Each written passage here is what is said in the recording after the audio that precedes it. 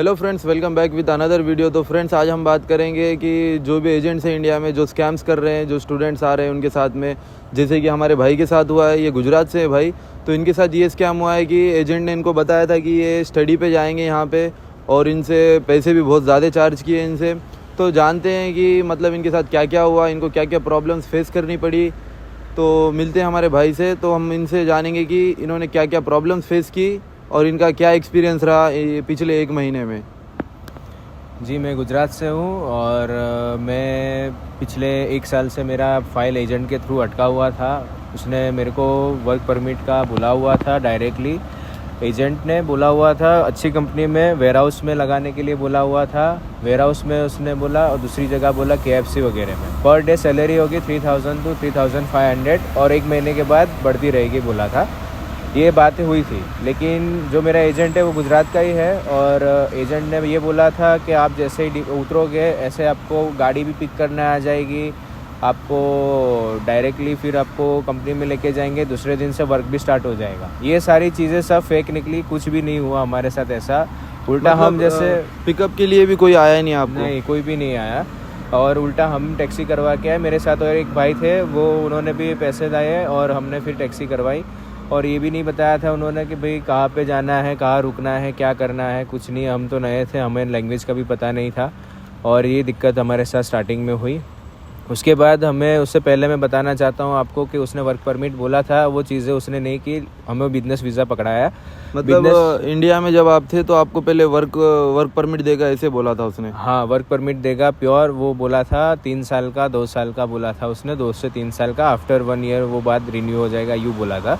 लेकिन दिक्कत ये हुई, जो हम लोग आने वाले थे तब मेरे साथ में जो भाई थे उसको ये भी नहीं पता था कि वो स्टूडेंट पे आ रहा है या फिर बिजनेस पे आ रहा है, उसको तो कुछ मालूम ही नहीं था। और मेरा वीज़ा मेरे को पता चला 15 दिन पहले, जब मेरा वीज़ा हाथ में आया, पासपोर्ट हाथ में आया, कि भाई मेरा बिजनेस वीज़ा है। और बिजनेस वीज़ा ने उसने कितने सारे चार्जेस लिए ये आप जान के चौंक जाओगे। 4.5 लाख रुपये इंडियंस ने उसने चार्जेस किए हैं, INR 4.5 लाख रुपये। तो ये चीज़ हमारे साथ हुआ है, और ये ऐसे हम बहुत सारे बंदे हैं गुजरात से जो ऐसे फंस चुके यहाँ आके। अभी मैं इंडिया जा रहा हूँ, क्यों जा रहा हूँ मैं आपको बता रहा हूँ। जैसे उसने ये पहले तो फ्रॉड किया, ये वाला वर्क परमिट वाला। देन आफ्टर उसने बोला था कि भाई ये जो कंपनी में सारी चीज़ें होगी, वो कुछ भी नहीं हुआ। उल्टा मतलब उसने आपको यहाँ जॉब भी पे कहीं लगवाया था, जॉब पे? जी, हम जैसे उतरे वैसे उसने 1-2 दिन हमें रेस्ट किया, लेकिन वो गाड़ी वाला सीन जो हमारे साथ हुआ वो तो हो गया। ठीक है, चलो उसने कोई नहीं, मैंने बोला अभी ये पैसे तो अपने दिए, कोई दिक्कत नहीं है। लेकिन फिर उसने जैसे बोला कि आपको यहाँ से थोड़ा दूर लेके जाएंगे। दूर नहीं था, मॉस्को की सिटी के आउट ऑफ सिटी था पूरा, और पूरा एक जंगल एरिया था, उसमें एक ही अपार्टमेंट था, और अपार्टमेंट में उसने हमें रखा। और पर्सनली मेरा एक्सपीरियंस बताओ तो ये था कि वो अपार्टमेंट में उसने बोला था एक पर्सनल बेड दिया जाएगा आपको, एक किचन की सुविधा होगी, उसके बाद उसने बोला था नहाने धोने के लिए अच्छे से बाथरूम वगैरह हो गए पर्सनल अलग अलग। ये कुछ भी चीज़ें नहीं थी। एक हमें जंगल में लेके छोड़ दिया गया, वहाँ पे हमें कोई गाइडलाइन देने वाला नहीं था। सारे इंडियन बंदे थे हम लोग, जैसे मैं नया हूँ वैसे ही वो लोग भी थे, लेकिन काफ़ी कुछ पुराने भी थे जो फंस चुके थे। ना ही इंडिया जा सकते हैं, ना ही वो रशिया से कहीं और जा सकते हैं। मतलब अब जितने भी फंसे हुए लोग हैं वहाँ पे, मतलब वो तो 4-5 लाख लगा कर आए, तो अब उनके पास कोई ऑप्शन ही नहीं है, या अब उनको मजबूरन उनको यहाँ पे काम करना ही पड़ेगा। जी बिल्कुल, यही चीज़ मेरे साथ भी होने लगी। मैं भी यही सोच रहा था, यार अभी मैं फंस चुका हूँ, अब तो मुझे यही काम करना पड़ेगा। काम में भी हमें कोई दिक्कत तो नहीं थी, 12 घंटे हम कर भी लेते थे, लेकिन ये था प्रॉब्लम कि उसने जो बताया था कॉन्ट्रैक्ट बनेगा, कंपनी का कार्ड बनेगा, ये बनेगा, ब्लू कार्ड, ये सब सारी चीज़ें सब फेक थी। एजेंट से बचते रहना चाहिए भाई, क्योंकि हम तो फंस चुके हैं। हम हमारा एक्सपीरियंस बता रहे हैं, मैं मॉस्को में हूँ अभी, और ये चीज़ें सारी हमारे साथ हो चुकी है। पर्सनली मैं अपना एक्सपीरियंस बता रहा हूँ, और मैं आपको ये बताना चाहता हूँ, ओजन में फिर ये हमें जंगल में लेके गए और वहाँ पे छोड़ दिया। हमें गाइड करने वाला भी कोई नहीं था। हमारा जो ब्रिगेडियर फॉरमैन था वो उसका ही अपार्टमेंट था, और उसके अपार्टमेंट में वो हमें मतलब जैसे इंडिया में जो मजदूर लोग होते हैं वैसे ट्रीट करते हैं, हमें वैसे ट्रीट किया जाता था। ना ही हमें टाइम से सोने को दिया जाता था, ना ही हमें टाइम अपने हिसाब से कुछ करना दिया जाता था। खाने पीने की कोई सुविधा थी तुमको वहाँ पे? नहीं, हमें 7-1 किलोमीटर दूर अपनी टैक्सी से पैसे करवा के जाना पड़ता था मैगजीन बोले तो यहाँ के जैसे डिमांड अपने इंडिया में होते वैसे, और वहाँ से सारी चीज़ें खरीद के खुद ही अपने को बनाना है, खुद ही करना है। 12 घंटे की ड्यूटी में इंसान क्या करेगा, आप ही बताओ। 12 घंटे की ड्यूटी तो बोल रहा था, लेकिन 12 घंटे की ड्यूटी नहीं हुआ करती थी। हमें सवेरे सवेरे उठना पड़ता है। उसके बाद हम 8 बजे से 8 बजे की ड्यूटी होती है, लेकिन उसके पहले हमें 2 घंटे के रास्ता काटना पड़ता है। जो उसने बताया था बस भी पिकअप करना है कि कंपनी के थ्रू, वो भी सारी चीज़ें फेक निकली। कोई बस नहीं थी, कुछ नहीं था।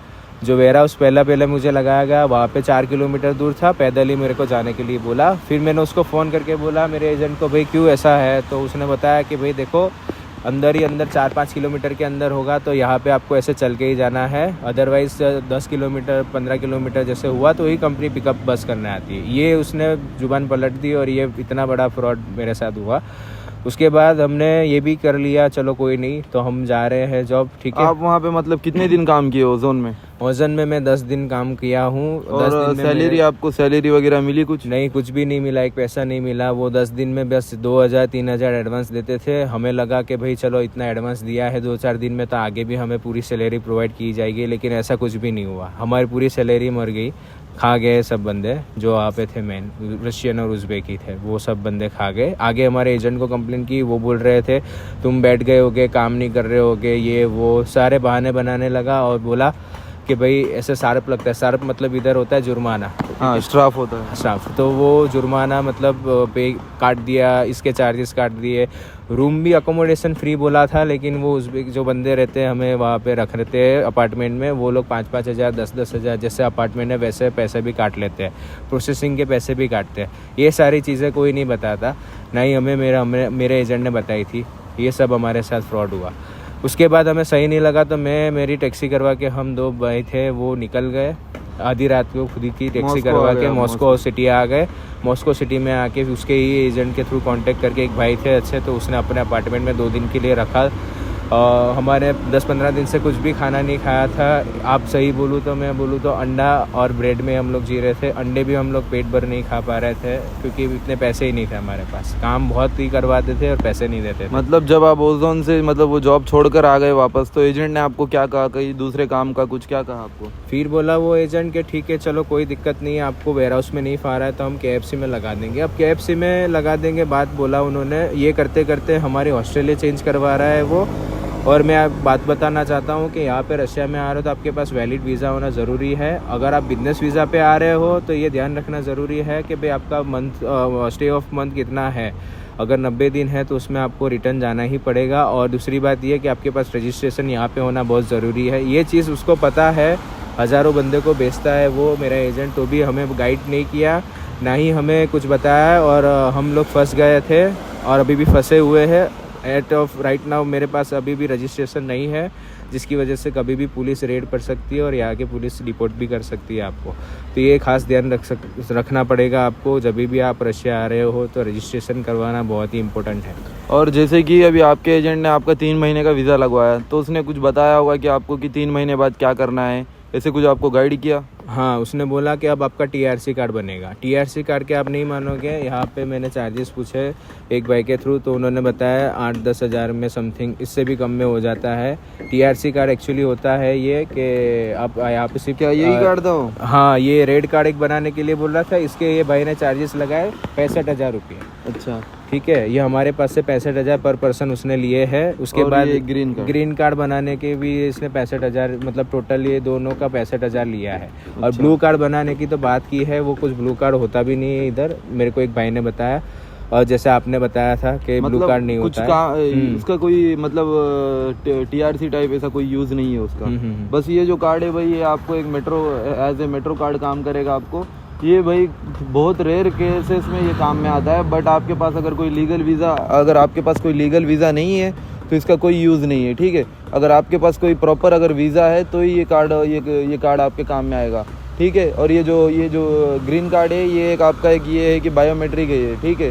जो भी आपके फिंगरप्रिंट्स वगैरह जो भी लेते हैं वो ये है। और ये जो रेड कार्ड जो यूज़ में होता है आपको as a metro card, as a आप मतलब कि कहीं पर भी अगर आपको ट्रैवल करना है तो आप यूज़ कर सकते हो इस कार्ड का। आपको इसमें रिचार्ज करने का भी ऑप्शन होता है।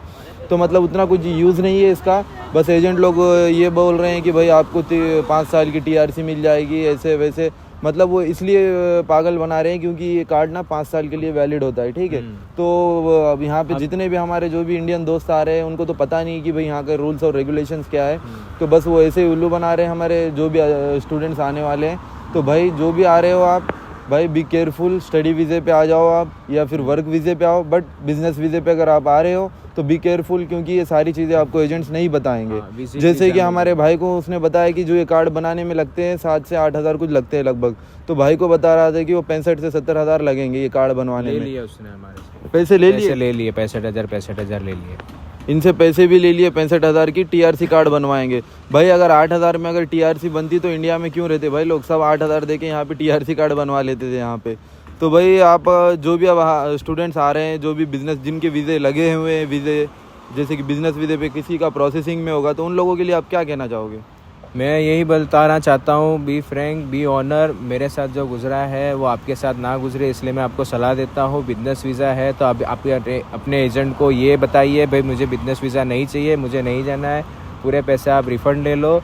यहाँ पे आओगे तो बहुत बड़ी प्रॉब्लम में फंस जाओगे। इससे अच्छा है आप डायरेक्टली वर्क में आओ या फिर स्टूडेंट में आओ, ठीक है। यहाँ पे बिजनेस वीज़ा पे कोई काम भी नहीं मिलता, कोई अपने को पूछता भी नहीं है और कोई रहने भी नहीं देगा आपको। और मतलब जैसे कि आप बोल रहे थे, जैसे आप बहुत मतलब इधर उधर हॉस्टल्स बदले हो, तो आपको कहीं रजिस्ट्रेशन नहीं मिली? हाँ, ये होटल की चीज़ थी और हॉस्टल की चीज़ ये एजेंट को मालूम था, फिर भी इसने हमें ऐसा घुमाया। हम 5 से 6 दिन तो बाकड़े में सोए हुए मतलब सामान वगैरह, सूटकेस वगैरह हमारे साथ लेके, जबकि पुलिस का यहाँ पे बहुत डर रहता है। यहाँ पे दुबई या कोई अपनी इंडिया जैसी कंट्री नहीं है। यहाँ पे पुलिस ने देख लिया और आपको पूछ लिया भाई रजिस्ट्रेशन है, पासपोर्ट वैलिड वीज़ा है कि नहीं है, तो वो नहीं होगा आपके पास रजिस्ट्रेशन भी या सब कुछ होगा तो रजिस्ट्रेशन भी नहीं होगा तो आपको पकड़ के लेके जाएंगे सीधा और डिपोर्ट भी कर सकती है, ठीक है। तो ये चीज़ हमारे साथ हुई। और हॉस्टल भी उसने कम से कम, हम अभी महीना आज मेरा कंप्लीट हुआ है और उसने कम से कम 30 से 40 होटल हमें बदलाई होगी, एक भी रजिस्ट्रेशन वाली होटल नहीं करवाई। होटल ऐसी करवाई है मैं आपको बता ही नहीं सकता। एक बंदा ने मेरे को आके नशे में मतलब सीने पे गन रख दी, गन रखने के बाद ट्रिगर दबाया और बोल रहा है आई एम जोकिंग, क्योंकि उसके अच्छा है भगवान करे उसके अंदर ट्रिगर में मतलब बुलेट नहीं था, मतलब गन में बुलेट नहीं था।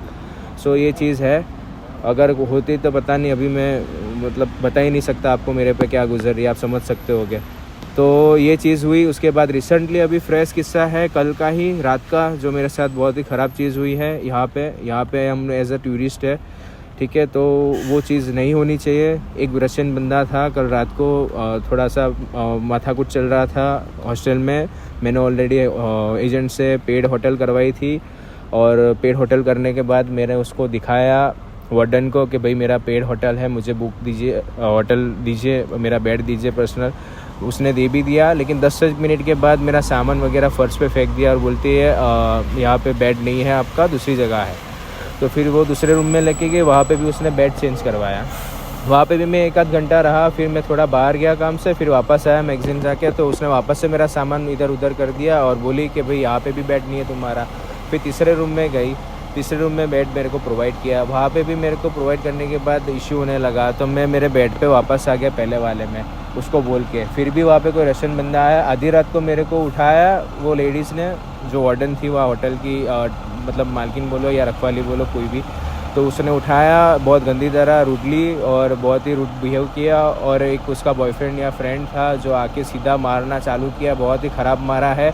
अभी ये सारी चीज़ें मेरे फेस पे दिख रही होगी आपको, शायद सूझ गया है बहुत ही फेस, और बहुत ही मतलब रूडली ब्रूटली बहुत ही अटैक किया है। सामने में हुआ तो उसके हाथ में देखा तो साइड में पिस्तौल थी, मतलब और आप डर गए पिस्तौल वगैरह देख के उसके पास? मतलब अब हम ऐसे तो यहाँ पे टूरिस्ट हैं, कुछ कर नहीं सकते यहाँ पे, क्योंकि हमारी कोई सुनेगा नहीं, ऊपर से हमें लैंग्वेज का भी प्रॉब्लम है। तो मतलब कि भाई मेरा ये कि भाई का ये एक्सपीरियंस है कि भाई मतलब आप अगर आ रहे हो तो एज ए स्टूडेंट आओ या एज ए वर्क परमिट पर आओ।